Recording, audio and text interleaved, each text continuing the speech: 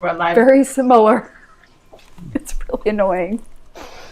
And here we are, and Thursday night, and where's Bradford? Anybody seen Bradford? Somebody check to see if he's taking a nap or yelling at AT&T again, or This was the week he wasn't coming, right? Graduation. I thought, oh, is this? No, it's Angeliqua's graduation. I thought Bradford had. Oh, maybe it's his son's graduation. Yeah. But he wanted to talk about this topic. He did want to talk about this topic, but we can still talk about this topic. Well, let's just. It's, you know what? We're just your countdown.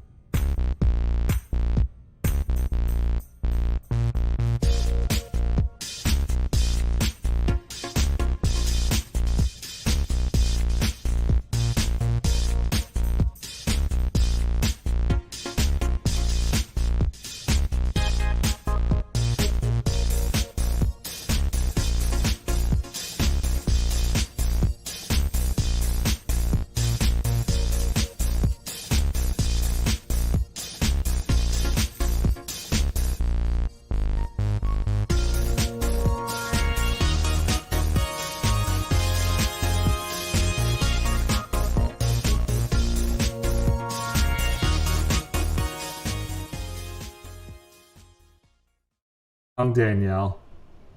Hi. Hi, what's wrong? What? What'd I miss? She had this look of horror on her face. Oh, I was trying to figure out how I couldn't find the tab to pop out the chat. Oh. So this was me staring at my screen going, why isn't it here? Why isn't it here? My browser window wasn't wide enough. Yeah. That'll do it. And I kept thinking that it was, but it wasn't. Well, welcome in, everybody. Look what I just what's placed in front of you. Just as he does know we do these things like every Thursday, right? Yeah. But when food's ready, It's a tradition now. Yeah. I also like to show it off. That's true. That is what is that? Like an eggs? Croque madame. Ooh. Mm-hmm. Well, welcome in, everybody. It is your Thursday night, and again, checking notes, it is actually the first Thursday in June. Woohoo! We've almost made it to the summer solstice, and then winter is on its way. So, my name is James O'Hagan. I am the host of the Academy of Esports podcast and director of digital and virtual learning for the Racine Unified School District. And to my right is... Carrie Linden. I am the communication specialist for Liminal Esports and Snowbright Studio and the editor for Liminal's K-12 Esports News. And right down here we have... I'm Danielle Johnson. I'm a middle school teacher in Dallas, Texas. And I'm also the director for the Texas Scholastic Esports Federation. And and she's going to be eating, so we'll all just... It's a thing now, right? Be jealous, it's fine. It is. So I guess this is the week I get to host. You were down there, so. Yeah, I haven't hosted in a while. Oh, we have an AJ sighting. Hello, AJ. Hey. Introduce yourself. Hello, I'm AJ. I am the esports coach at Park University and the vice chair chair-elect of the board of directors for NACE. And yes, and your season is over, right?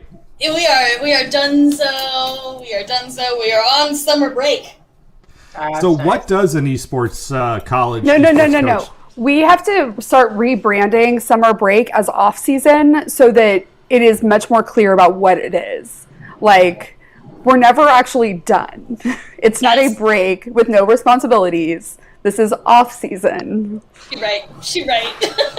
I'm an administrator, so I'm going all year round anyway. So when people say, but there's still the off season. Like, a coach has more responsibilities during the off season, but it is still the off season.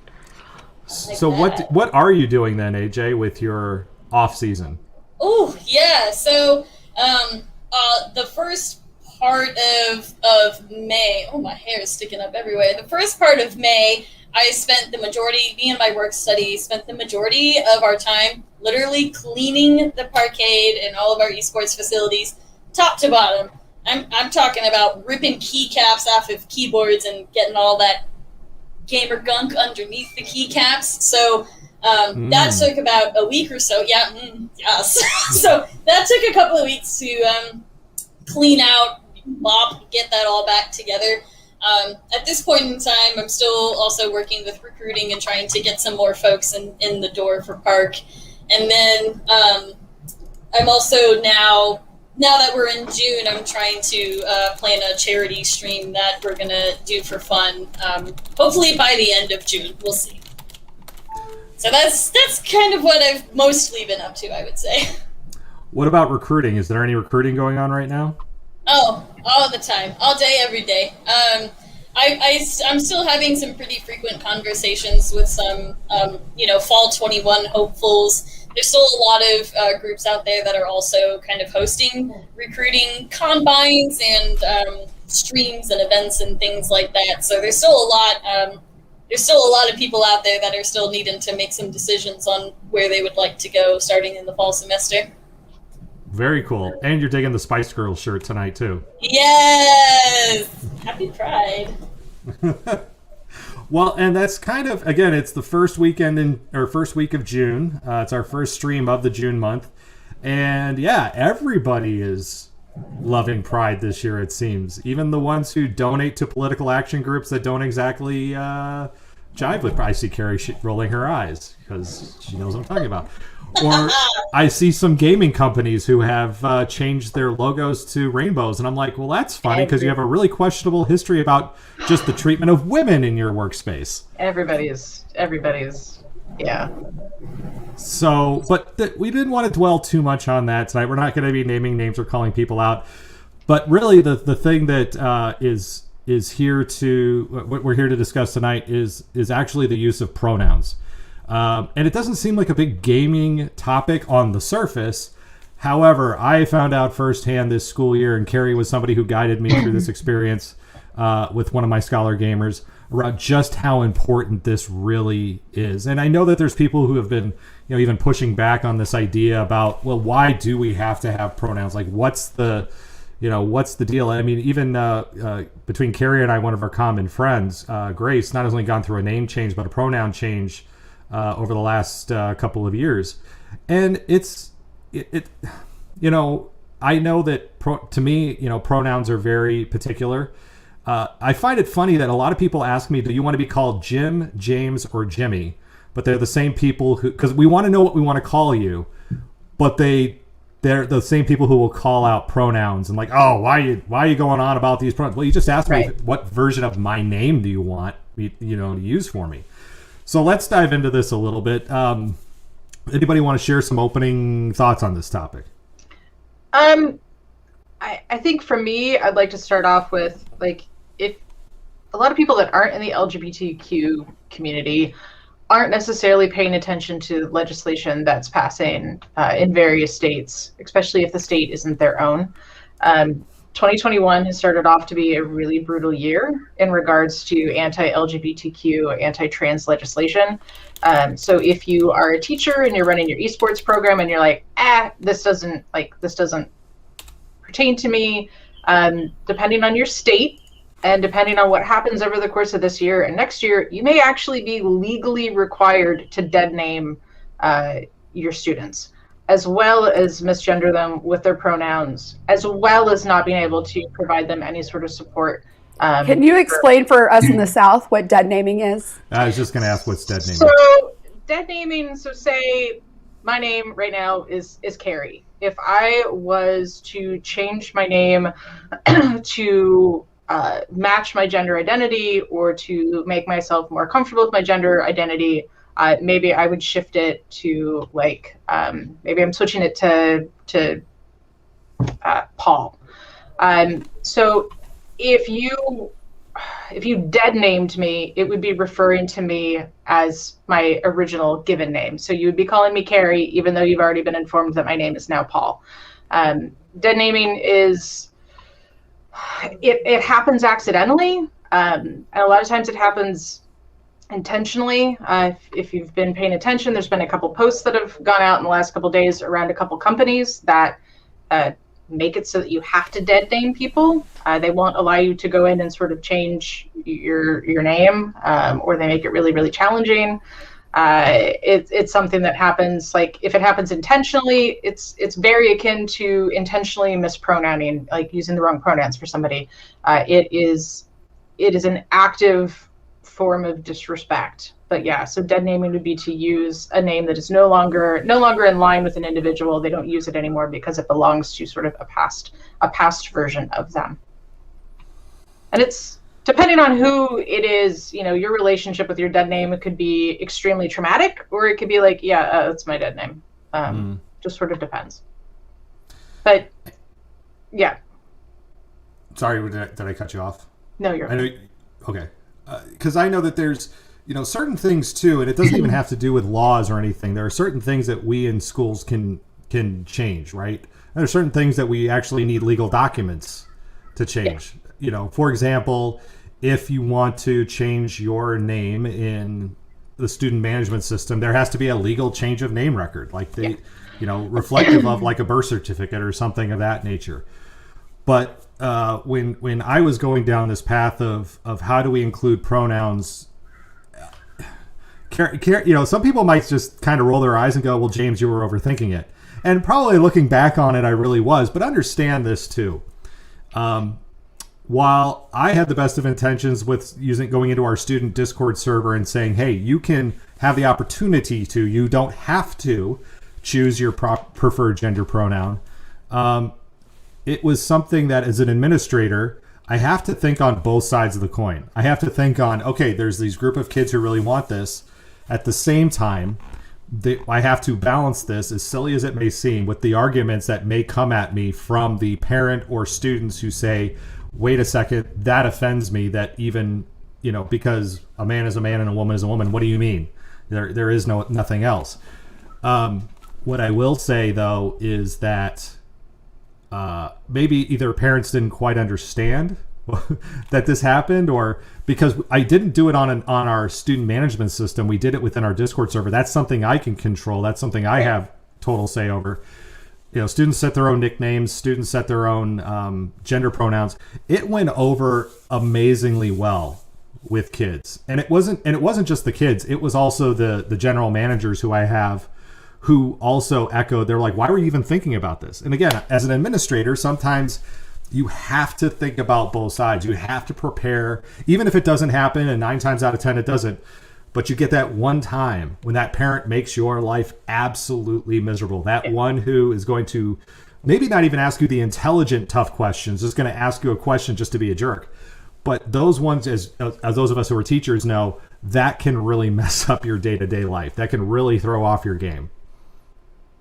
Yeah, in a philosophical sense, not in a literal sense. Well, and it depends where you are, because in some areas that potential backlash is almost guaranteed. And now with legislation going through, that decision could potentially come with, criminal prosecution. Like it's, there are definite things to think about, but it is, if you can, insert pronouns into things, it's great too, especially like, if you're signing up or registering for competition, if you are tracking gender information on your website, if you were just giving people the option of, female and male, you're missing the data collection on, trans youth, non-binary youth, so there's easy ways to add another option.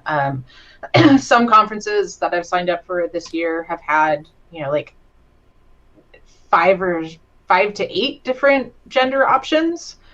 Some have just had 3, but it's really great when you see that people are actually kind of looking and wanting to give the right representation. And it also allows us to track who's in programs, because right now, when you look at data, nobody's tracking the non-binary people. Like it's data that's not really existing. Nobody's keeping track of it. Nobody's collecting it.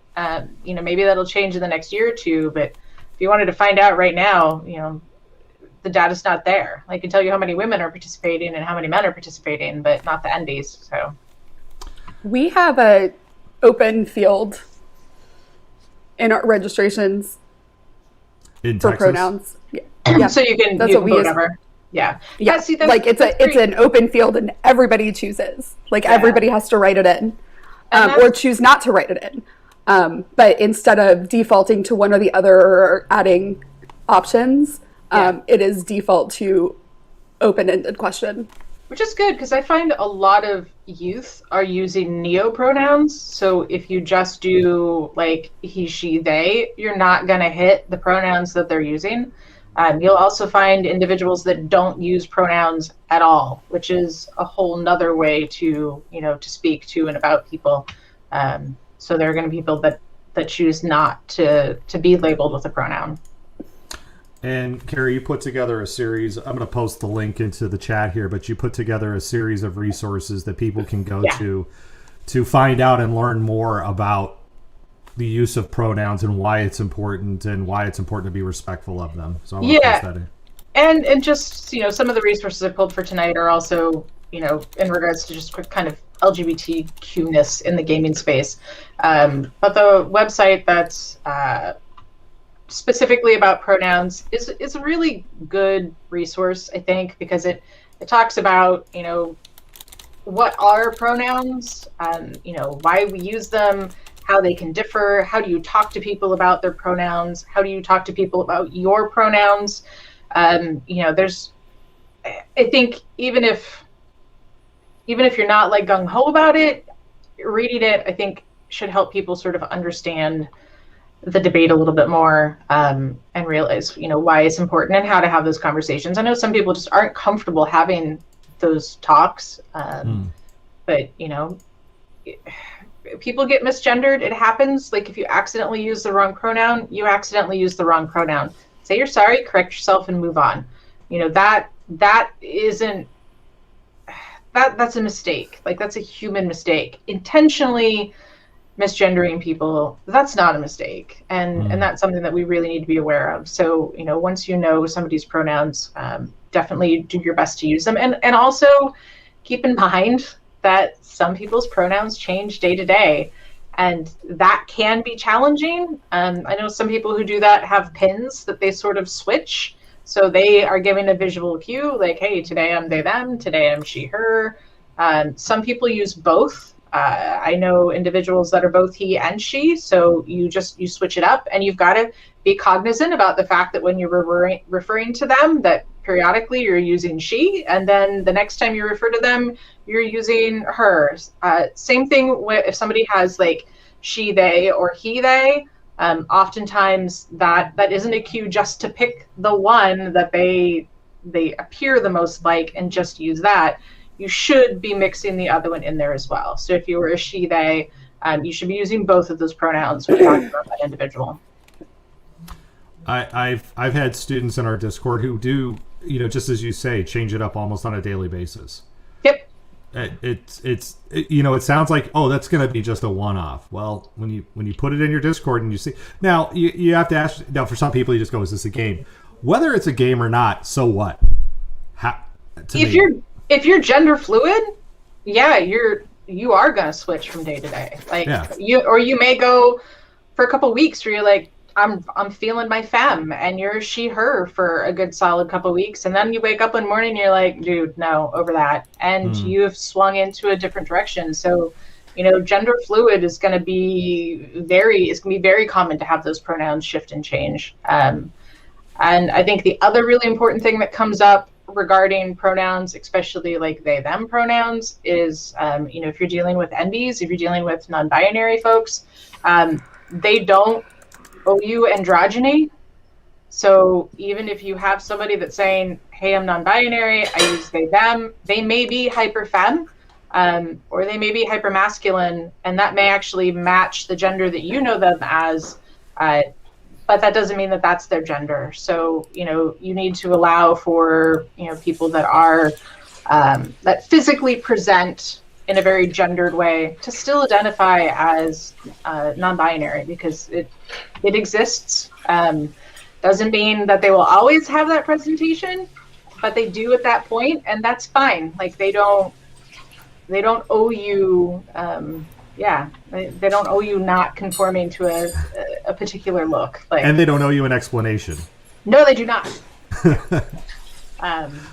Again, again, our friend Grace. Just one day it was James, then it was Jay, then it was Grace, and that's just how it was. It's a process, yeah. Like, because I think what people need to keep in mind is the LGBTQ experience isn't black or white. It's a rainbow. People can have variations and shifts and change with their gender identity, with their sexual identity over the course of their life. They can move back and forth across the spectrum of all of that, and that's fine. It also takes a while to become comfortable with the coming out process. It's not easy. It's stressful. It's hard. It's risky. In some cases, it's physically, it could be jeopardizing you. We still have cases, especially with trans women of color, that are getting, reported in the news of being murdered pretty consistently. So, it's risky. And when you have those conversations, you never know how people are going to react. So yeah, you may be on a slow journey with people as they transition. This semester I teach 6th grade. I had a student at the beginning of the semester come tell me that they go by they, them. And like you said, it's every time you do it, it is a process. Like they have to build up the courage to go talk to their teacher and be like, hey, I go by these pronouns. Especially, not every teacher is like, has, you can tell. Yeah. And so I offered to that student, do you want to tell are you telling your other teachers, or do you want me to email them? And they told me that they wanted me to do that for them. And that's a real easy way to support that is 6 people they did not have to go tell. And so that is 6 possible traumatic incidences that are not going to happen. Yeah. And standing up for different types of things. I had someone sought my opinion on whether gendered homerooms might be a good idea.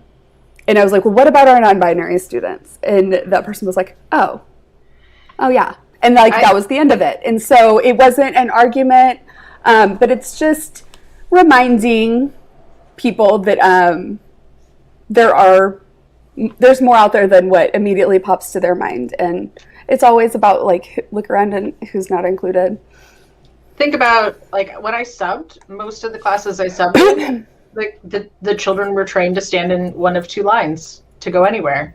You were either in the boys line or you were in the girls line. I did that. Yep. It's pretty consistent. Sorry, I did it my first couple of years of teaching. I'll cop to it. I had a boys line and a girls line. It's super common. I ran into it in most of the classrooms that I subbed in. So, think about that. Think about how many times somebody starts a conversation with ladies and gentlemen.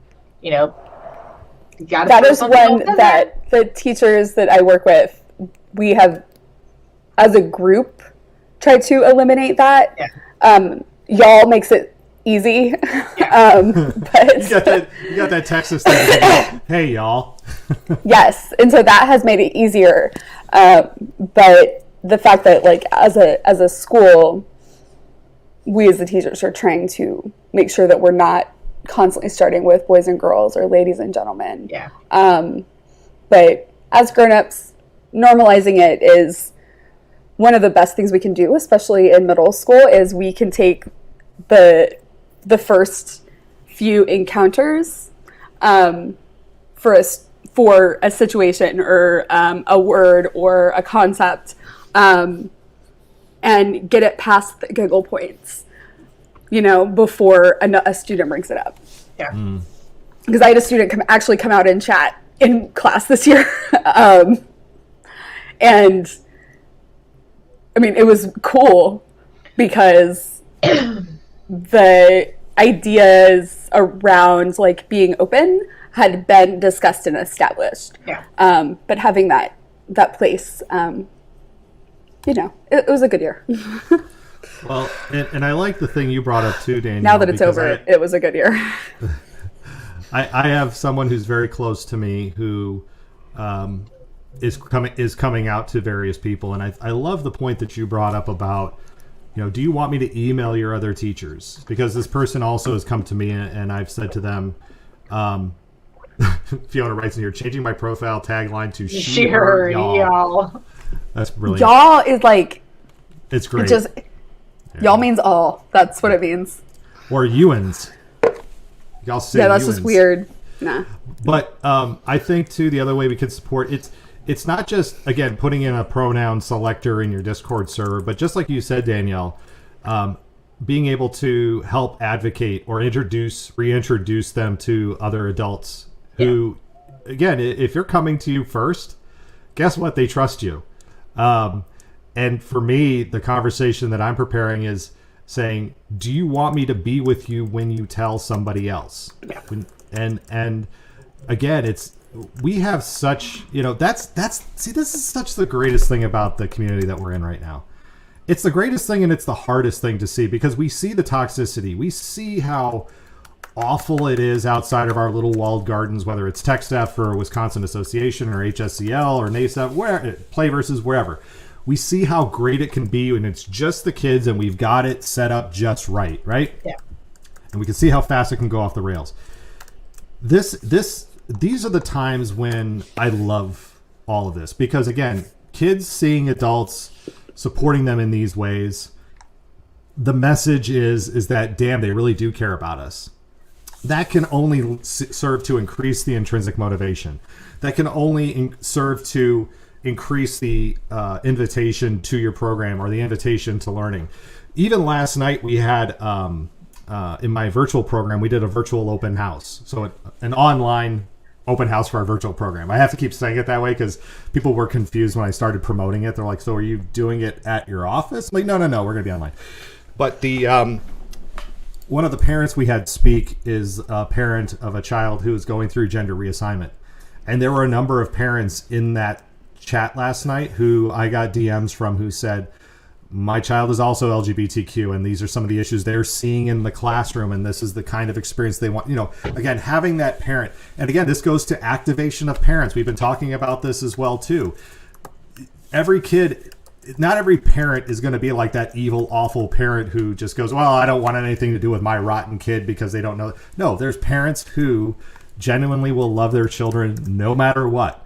And we have to bring those parents out too and say, look, it's not just you and them. Here's the supportive community around it, and engaging our community not beyond esports. Again, using this as the vehicle to get us to these other points. And again, that pronoun thing, it's so elegantly simple.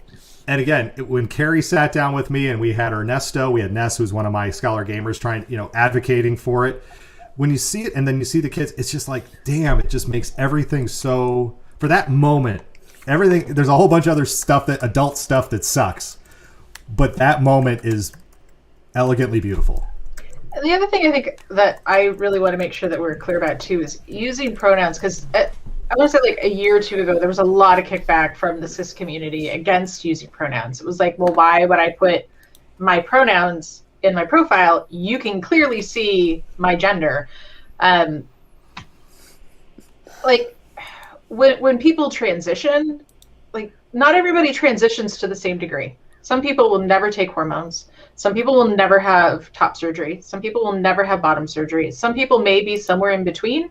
Some people will take just enough hormones to like sort of muddy up their look so that they kind of look a little more androgynous and they don't look clearly feminine or clearly masculine. Everybody's process of transitioning is going to be really different, which means your body doesn't always clearly match the pronouns that you go by and you use. So for non-binary and trans people, when you have to put your pronouns out so that you are correctly gendered, it's a little bit of a spotlight, and you don't necessarily want people asking you questions about your sex just because you've put your gender out there. Like, that's nobody's business. So when more and more cis people, especially cis passing people, use their pronouns, it becomes so much that's just sort of common that we don't even have to think about it anymore. It's like, yeah, of course your pronouns are out there. I don't have to think about why your pronouns are out there. I don't have to go, well, is this person an NB? Is this person trans? Because they're using pronouns. It's just, this is what we do. We use pronouns. So it helps to sort of give people, it creates a norm that is inclusive to everybody and not a norm that is essentially isolating or highlighting one particular group of people. And just again to remind the audience, cis meaning CIS meaning meaning that your gender matches your sex at birth. Yeah. And I want to just, it's not that I want to pause too long on this, but I want to be respectful. I am respectful. I try to be respectful of everybody, no matter, pronouns, name, whatever. It's very easy for somebody to throw out, well, they're just a cis white male. And that's, it's diminishing in that way too, because it's also saying too, well, he doesn't have the capacity to recognize Black Lives Matter or gender, blah, blah, blah. Look, if we're gonna be universally respectful, it has to be universally respectful. If the person's just a jerk, call him a jerk, but don't necessarily throw it down to gender and race and sexuality. Cis shouldn't be used as a slur. It shouldn't be. I mean, it's when I use it, it's to clarify, no, that person's a cis individual. But I live in a world that is colorfully gendered. So, my reality of what I deal with on a day-to-day basis is a lot different than most people.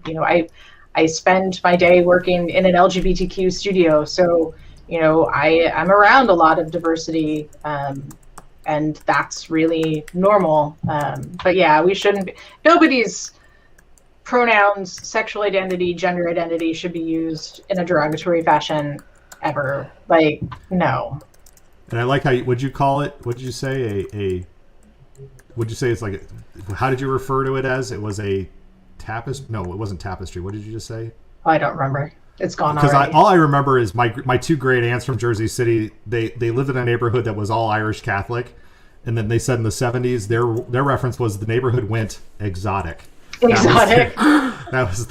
That was how they described the change in their neighborhood. And they lived in that same house until they died, so they saw the whole change of the neighborhood.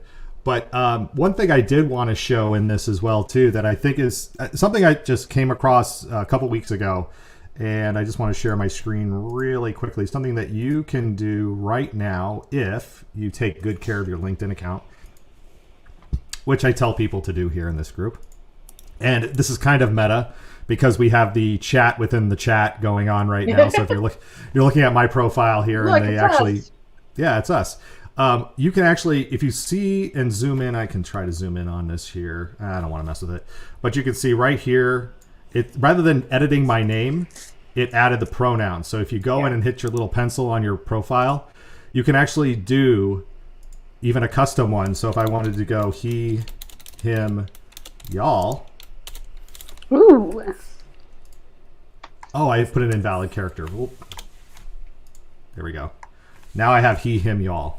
So, but you can change that if you want to. So I would recommend, if you are thinking about going down this road, again, it's not signaling.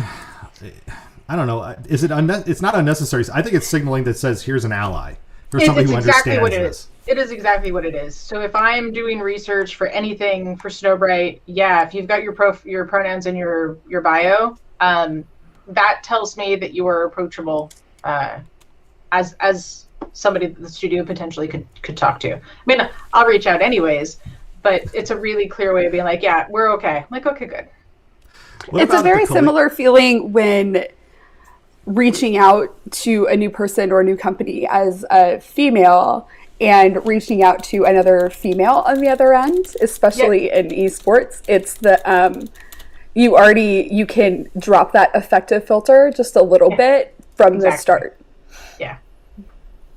AJ, at the collegiate level, are you again, you're going to be the chair for NACE coming up here. Is there anything, so if people are thinking about college, again, it's a different level of experience, a different type of experience, but are there efforts at the collegiate level to support, again, LGBTQ students, or, signaling of allyship, or any of that going on at the collegiate level that you're aware of right now?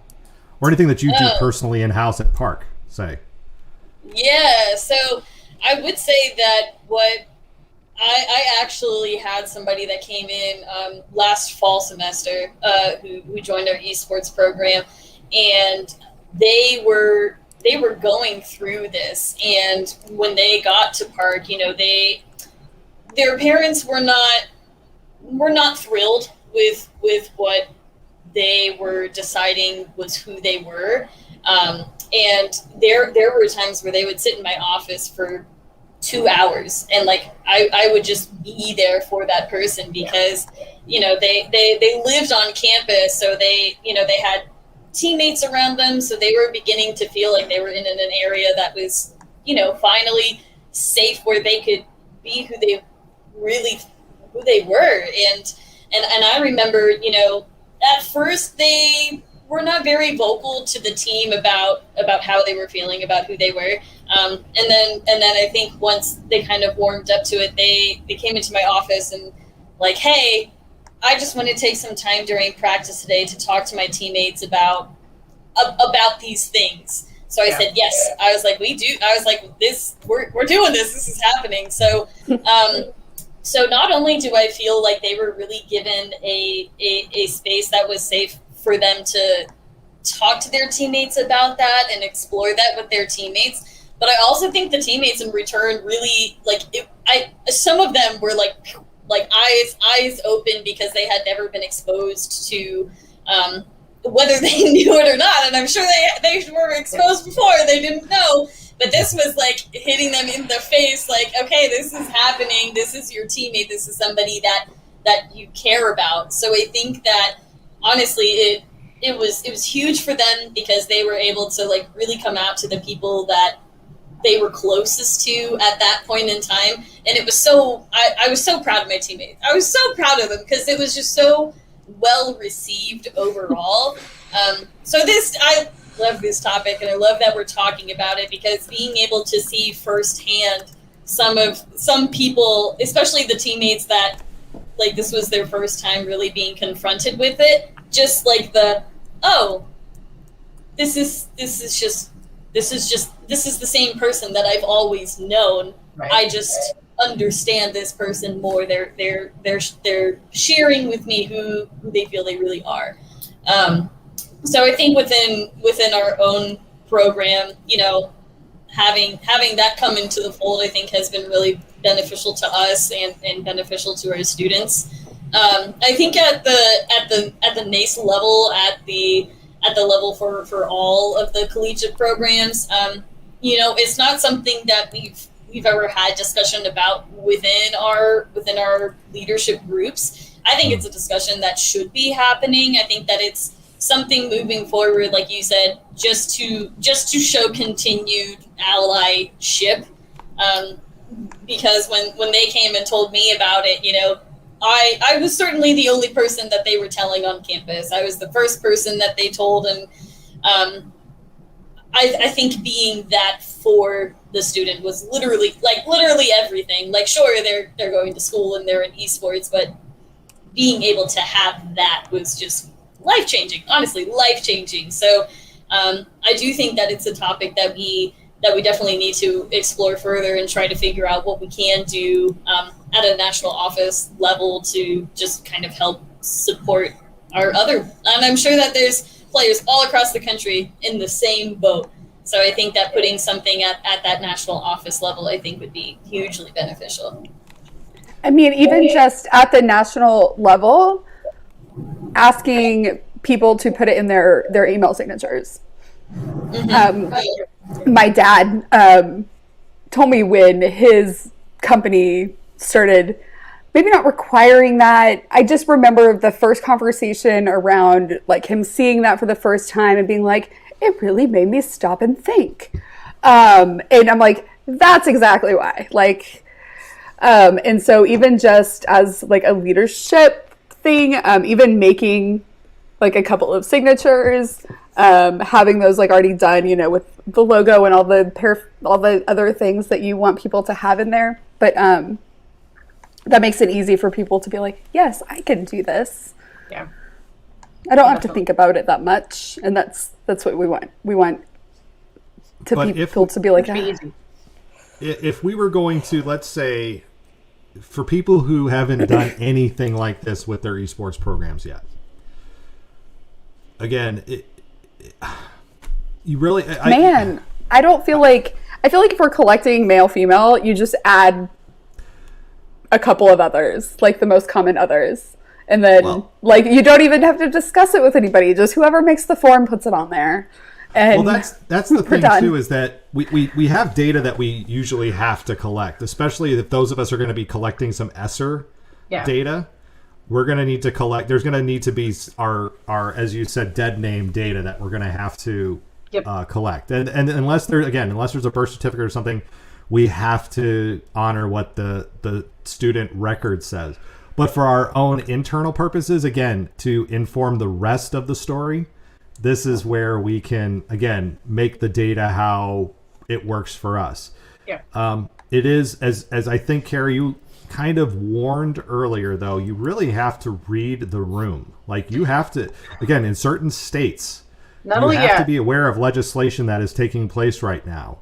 You have to be, go ahead. Yeah, sorry. You're looking at charges and potential jail time. So, yes, you absolutely need to familiarize yourself with your state legislation, and you need to continue to watch it, because we've had multiple states pass legislation this year. I know there are several others that are working on it. So, do a Google search, find out where your state stands, especially regarding trans rights, regarding trans women in sports. And regarding uses of pronouns, because it's extensive, some of the wording in the legislation, and some of the legislations are specifically targeted towards teachers.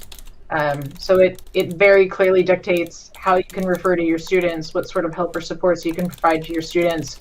I know that there's, I think, even a few states that are requiring like physical exams for proof of gender. So, like, yeah, it can be really invasive and gross. So know your state. And keep your esports programs gender neutral. Yeah. If you can do that, absolutely do that. There's always ways that you can subvert the system and be supportive, but be aware so that you don't end up getting your program in a state of litigation. Because if you live in one of those states, I guarantee you there's going to be some family on the team that is absolutely pro those legislation. Yeah. And they will absolutely turn around and report you. So know what laws you're bound by, and then work accordingly. Well, and one of the other things that we're going to start leveraging, again, last week our topic was about planning in the summer for fall success. And this is, again, like an extension of that conversation. Yeah.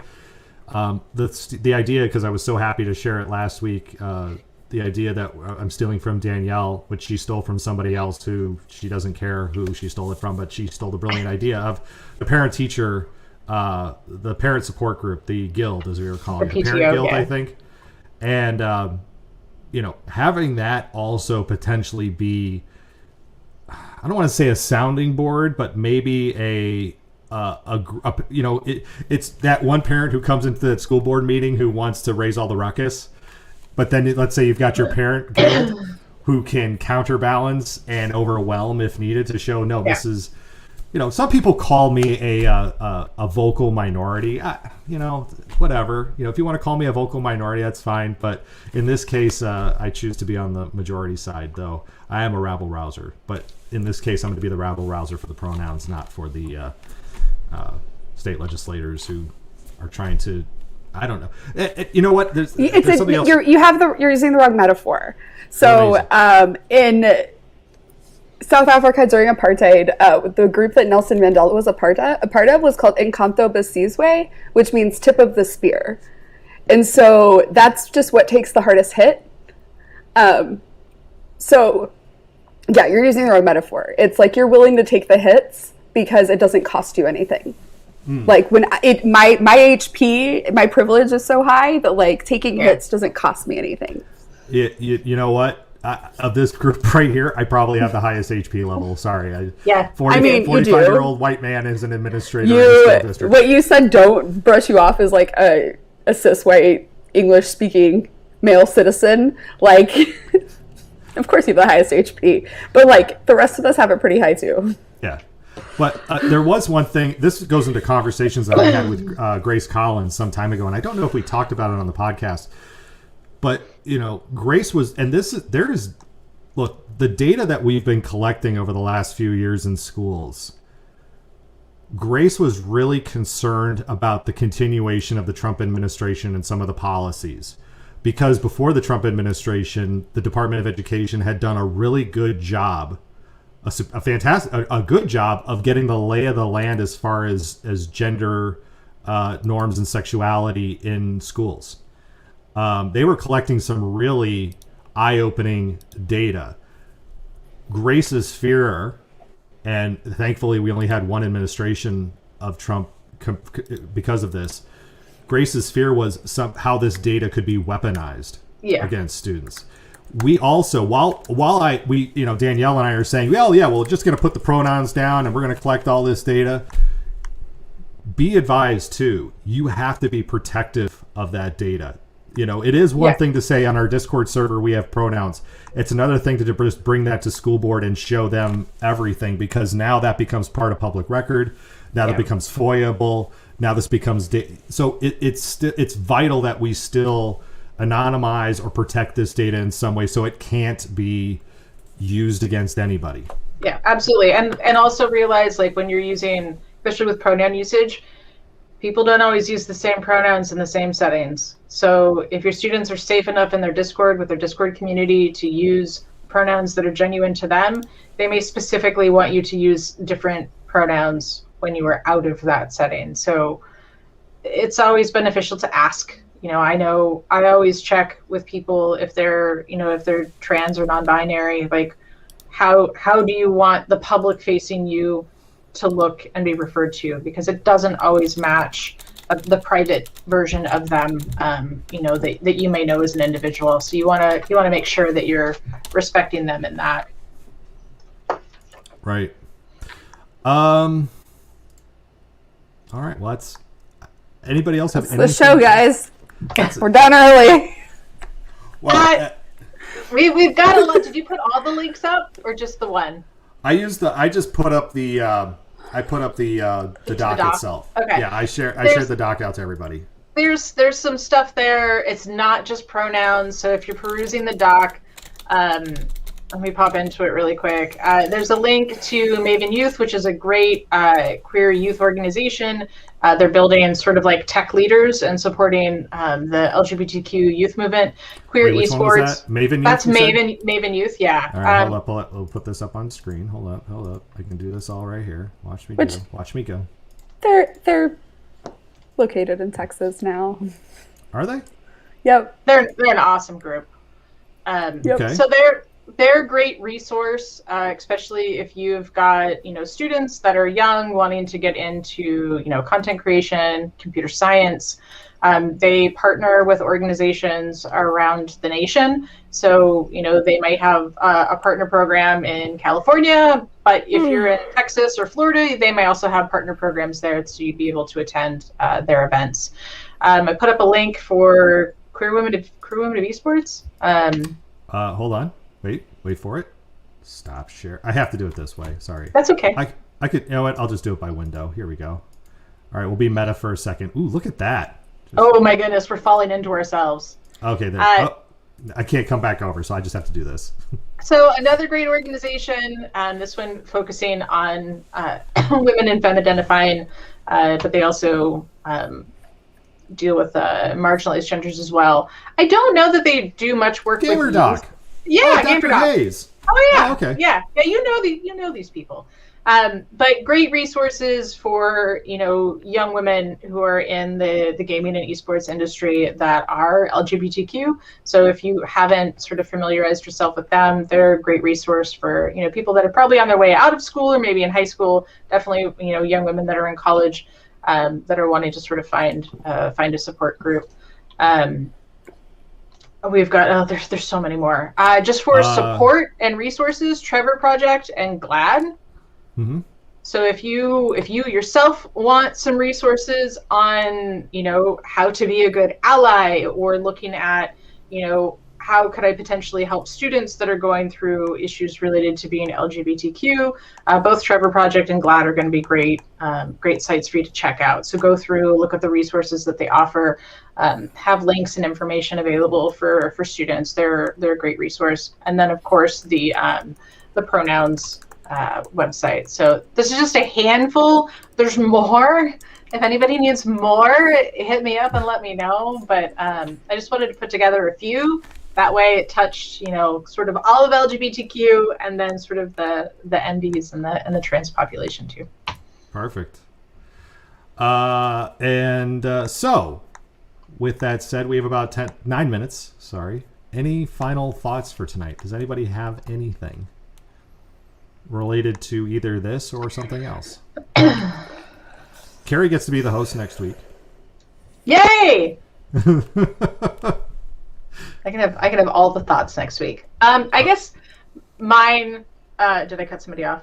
No. Okay. Mine would be to keep in mind that June is a month of a lot of virtue signaling. So know that we see that. So Pride isn't a 1 month thing. The LGBTQ population is facing still a lot of hardships. There's still a lot of discrimination out there.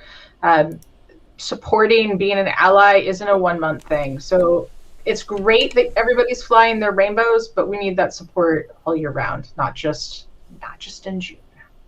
All right. I can go. I'm still, I guess, again, being a vocal minority here, I am still kind of distraught and dumbfounded as to what is going on in the scholastic esports space right now. But what I will say is that you can take care of yourself. You can build up your own organization. You don't have to rely on anybody else. So if you are a group who has a nonprofit status, begin to leverage that nonprofit status. I have just started diving into GuideStar. We're bronze level, but that's because we basically put in the basic information. But that is where, if you have not checked out, if you have a nonprofit and you have not checked out guidestar.org, please make sure you do that, because that's where people go to maybe first get informed about who they want to give their money to, but also sometimes they'll just give you money without even an ask. So again, now is the time this summer, as we're planning things out, leverage your nonprofit and get those funds, so that if, say, some national organization does something that you don't jive with, that's okay. You can take your ball and go somewhere else and not feel any ill effects. So there we go. Who wants to go next? Danielle or AJ? Do you have any final thoughts? You don't have to. I don't have any thoughts because school's out. It is off season. Like I said, and my brain is like full of Animal Crossing and Pokemon Go and nothing else, and it is great. Fantastic. AJ, any final? Are you also in off-season mode though? Yeah, I mostly still doing still have to work way too many hours at all times. But my final thought is, since it is the off season, and probably a lot of you watching, it's also considered your off season as well, is I think, again, and I know I talked about this a couple of weeks ago, but I think that I think it's very healthy, and we all do still need to take the time to disconnect. I know that I haven't been on a proper vacation in maybe 2.5 years, maybe more at this point. So I'm wanting everyone here to hold me to actually like doing something this summer, like getting away, disconnecting, and just existing as Ashley, because I would still like to figure out who this is, and I need to reconnect. I need to reconnect with the inner AJ. So I think it's still important to just in our off season that even though if we feel like we can't take the time, even if we feel like there's still 1,000 and a million things to do. There's always going to be 1,000 and a million things to do, and you can't take care of your players. You can't take care of your program unless you take care of yourself. Yeah, the microaggression of do it for the kids, or the because the kids matter. Well, you matter. You have to matter first. If you don't make yourself matter, then nobody else will. So that's great. And here's what I think next week when we get Bradford back, hopefully. I know he's been diving into Knockout City. Maybe we need to dive into Knockout City a little bit and do a little gameplay. I know Chris Fryman's on here. Fryer, I think he's been playing it as well too. So maybe we need to start diving into that. But that will do it for tonight. We're going to wrap up a little early. I want to go lay down. I'm tired. It's been a long day. I've been pulling seniors to graduation. It's like they're 200 pounds of dead weight sometimes, and you're just like throwing them over. You're like, come on, go into graduation. Take this test. Now go. Get out of here. All right, everybody, have a good night and enjoy the rest of your week. Take care. Everybody.